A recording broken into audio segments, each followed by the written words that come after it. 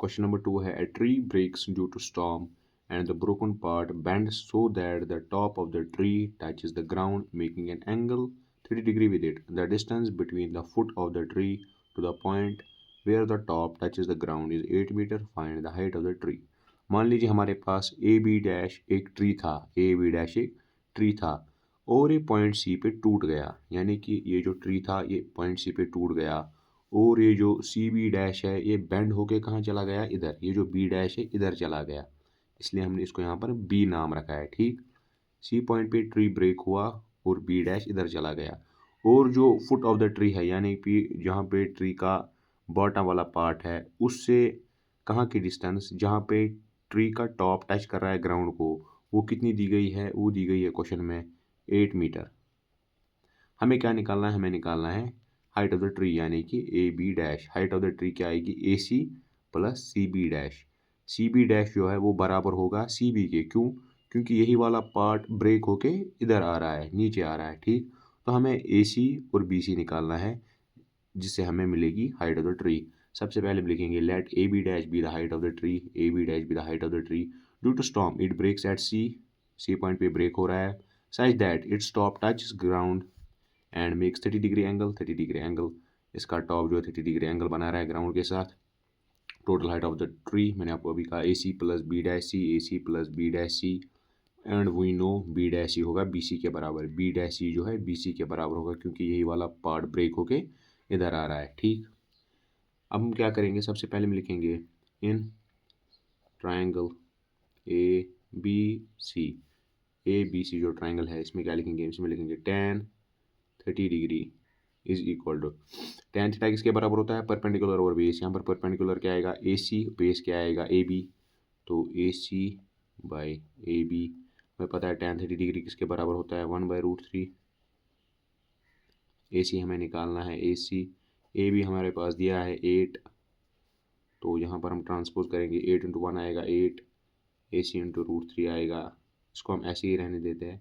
चलिए पहले कर लेते हैं मल्टीप्लाई, इसे इधर आएगा √3 ए सी, तो फिर ए सी किसके बराबर आएगा, ए सी आएगा बराबर 8/√3, √3 को हमने नीचे रखा तो 8/√3 आ जाएगा ए सी के बराबर, तो ए सी आया 8/√3 के बराबर। अब हम करेंगे दूसरे, अब हम इसी ट्राइंगल में देख लेते हैं इन ट्राइंगल ए बी सी, फिर से हम लिखेंगे इन ट्राइंगल ए बी सी। इस बार हम tan 30 डिग्री नहीं लेंगे क्योंकि tan 30 डिग्री हमने ले लिया है, अब हम लेंगे cos 30 डिग्री। cos 30 डिग्री हम क्यों लेंगे, cos 30 डिग्री जो उसकी फॉर्मूला क्या होती है, cos थीटा की फॉर्मूला होती है बेस ओवर हाइपोटेन्यूज। यहाँ पर बेस क्या है, बेस है ए बी जो कि हमारे पास दी गई है और बी सी हमें निकालना है, तो cos 30 डिग्री का हम यूज़ करेंगे, cos 30 degree is equal to base यानी कि A B divide by hypotenuse यानी कि बी सी। cos 30 डिग्री की वैल्यू आपको पता ही होगी, वो होती है √3/2 is equal to A B हमारे पास दिया गया है 8, बी सी हमें निकालना है, ट्रांसपोज करेंगे बी सी को इधर रखेंगे तो √3 इंटू बी सी आ जाएगा, 2 को इधर मल्टीप्लाई करेंगे 8 2 ज़ार आएगा 16, तो बी सी किसके बराबर आ गया, बी सी आ गया बराबर 16/√3, क्योंकि √3 को हम इधर ट्रांसपोज करेंगे। तो हमारे पास ए सी भी हमें मिल चुका है, बी सी भी हमें मिल चुका है। अब हम लिखेंगे बी, इसके नीचे हम लिखेंगे वी नो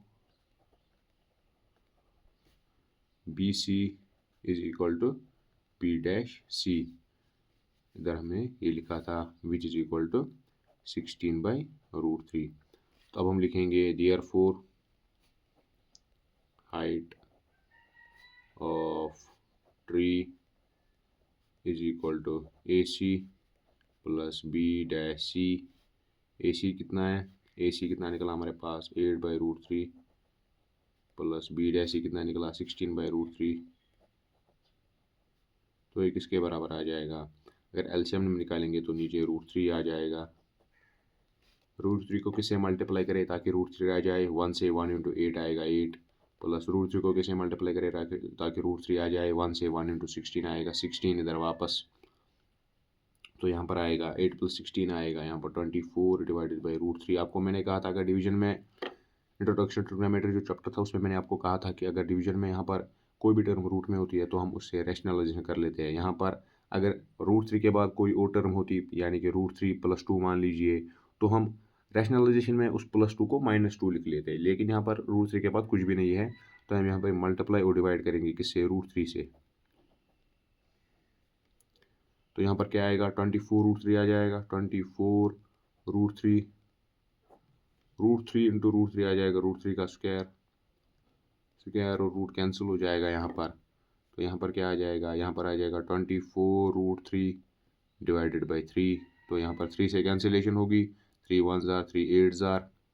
तो यहाँ पर क्या आ जाएगा, फाइनल आंसर आ जाएगा 8√3। यहाँ पर ये मीटर में दिया गया था, इसीलिए हम यहाँ पर मीटर लिखेंगे। तो हमारे पास मिल चुका है answer, height of the tree 8√3 metre.